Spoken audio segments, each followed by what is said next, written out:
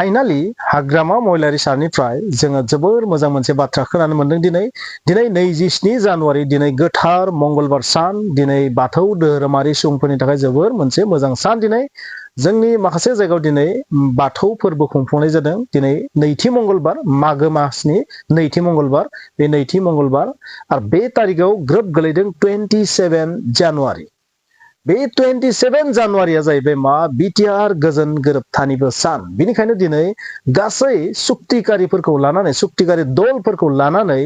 आरो जोंनि BTC नि सरकारा हाग्रामा महिलारि सरकारा बेखौ सेलेब्रेट खालामदों बेखौबो नोंथांमोना नुदों आरो बे सेलेब्रेट खालामनायाव गासै पार्टी BPF UPPL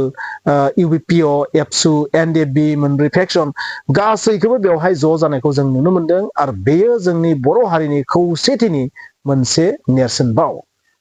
राजखान्थिया गुबुन पलिटिक्सआ गुबुन इलेक्शननि समाव जायफोर बाथ्रा बुङो बे गुबुन नाथाय जों नुनो मोनदों बेवहाय गासैबो बिथांमोना ज' जानानै माने बेखौ सेलेब्रेट खालामदों आरो बे सेलेब्रेट खालामनायावनो हाग्रामा महिलारि BTC नि चिफ बिथाङा जोबोर मोजां मोनसे बाथ्रा बुंदों आरो बे बाथ्राया थारैनो साननो गोनां नोंथांमोना बेखौ पलिटिक्सनि राजनितिनि बा नेक्स्ट इलेक्शननि ललिपप होननानै दासान बे रियेल ललिपपबो जानो हागौ माने नोंथांमोना बे बाथ्राखौ मिथिनाया मोजां बबेबा जुदि इलेक्शन फैयोबा बै इलेक्शननि सिगाङावसो खायसे जायफोर खामानिया जाथावथारा बैफोरबो जायो जानो हागौ रनजन दैमारि बिथांनि बेल मोननाय बा उदां जानाय बा केसनिफ्राय एकदम कमप्लिटलि उदां जानाय आरो जायफोर बिथांमोना जेलाव दङ जायफोरा फासिनि साजा मोनदों बा जोबोर गोलाव गोलाव साजा मोनदों बैसोरनि साजाफोरा जोबोर खमायनाय बा फासिनि साजाया गैया जानाय एबा बेल मोननाय बेफोर गासैबो बै विधान सभा इलेक्शननि सिगाङाव जानाया पसिबिलिटि दङ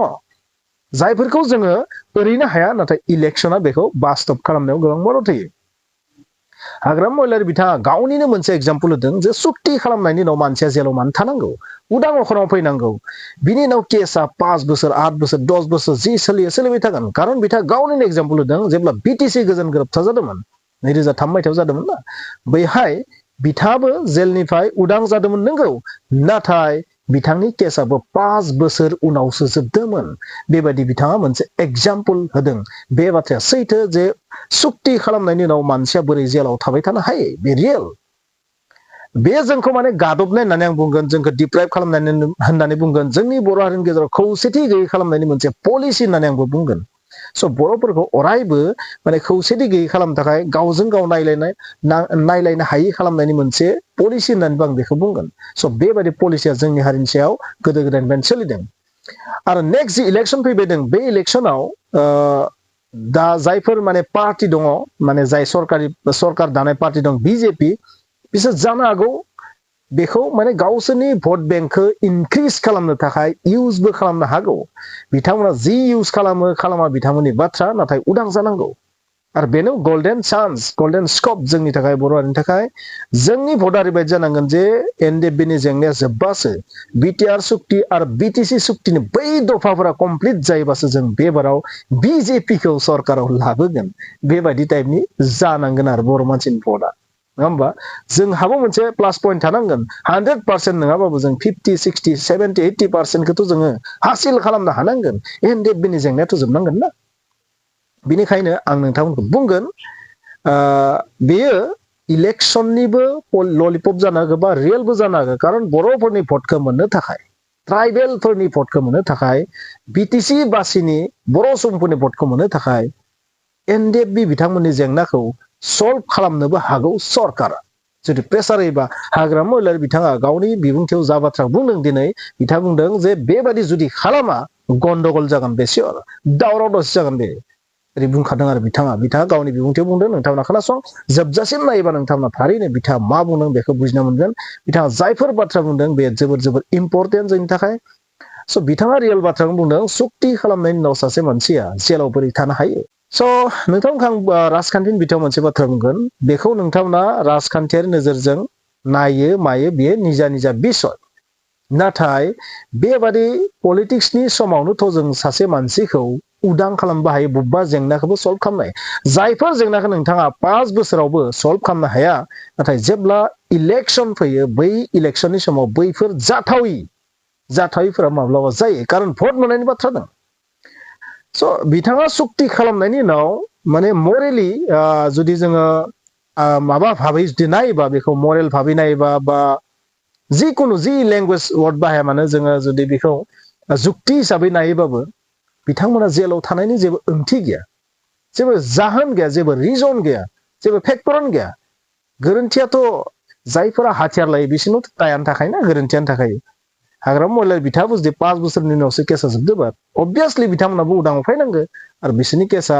जोबनांगो जिहेतु बिसोर सुक्ति खालामबाय सुक्ति खालामाबा जुदा बाथ्रामोन स' डाइरेक्टलि बियो जोंखौ मा डिप्राइभ बा जोंखौ थगायनाय बेबायदि होननानै आं बुंगोन स' बै थगायनायनिफ्राय सरकारा गोजानाव थानांगो आंबो बेखौनो बुंगोन बिदिब्ला नोंथांमोना मा सानो महिलारि बिथाङा जाय बाथ्रा बुंदों जोंनि बिटिसि एनसि बिथाङा जाय बाथ्रा बुंदों दिनै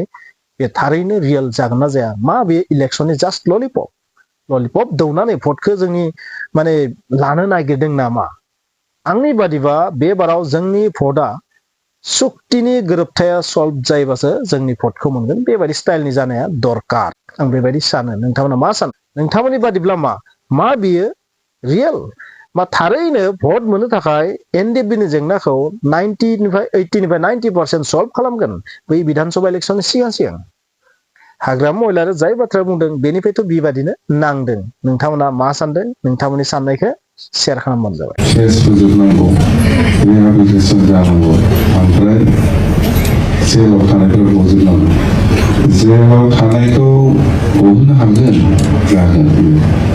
रन्जनबाबो गगोन सोरबाबाबो गगोन खिन्थु केसखौ आं बुंगोन केसनि बेलायाव आं बुंगोन बेखौनो सिस्टेम थाबाय मोनसे लेंथि प्रसेस जेनेबा आंबो निजे एक्सपिरियेन्स आङो जेलनिफ्राय गदों नंगौ आं जेलनिफ्राय गखांनायनि उनाव आंनि केसा जोबनो 5 बोसोरमोन दा जेलनि बुंनांगौआ बेल' बिदि नङा मानसिया फ्रि जानांगौ जिहेथु बिसोर सुक्ति खायो सानख्रिनि नामाव सुक्ति खालामबाय सुक्ति खालामखांनायनि उनाव मानसिया जेल सिङाव थानो नाङा बे फ्रि जानानै थांगौ केसा सोलिलांबाय थागोनब्ला 8 बोसोर सोलियोना 10 बोसोर सोलियो बे थांबाय थागोन जोंनि प्रसेसा बेबायदि जागोन आरो आंहा बिसास दङ गगोन जेलनिफ्राय गगोन आरो जायफोर 3 फासि जानायनि मोनसे अर्डार जानानै दं बेखौबो आंहा आत्मबिसास आंथ' खेबसे बुंखाबायबो बिथांमोनखौ दा फासि होनाय नंला 3 फासि जानायनि माबा दंमोन आङो सौहैनायावनो आं बुंदों बेखौ एकदम बोखाराबा जाहाथे खिन्थु बन्द' जागोन होनना बुंदों बे फासि होनाय जिनिसखौ नोङो माबा खायदा खालामनानै बोखार दासो जागोन दा बन्द' जागोन होनना बुंदों डाइरेक्ट बे खोथाखौ दा खालाम नोङो जेराव दोनदोंथ' बे केसा सोलिलांबाय थागोन खिन्थु फासि शब्दखौ बोखार होनना बुंदों बे जाबाय आरोखि दा जासिगोन आं बिराद मोजां बिसास दं जाया आंहा बिराद माबा दं आरोखि माने गोसोआव फोथायनाय दं आं हागोन बादि मोनदों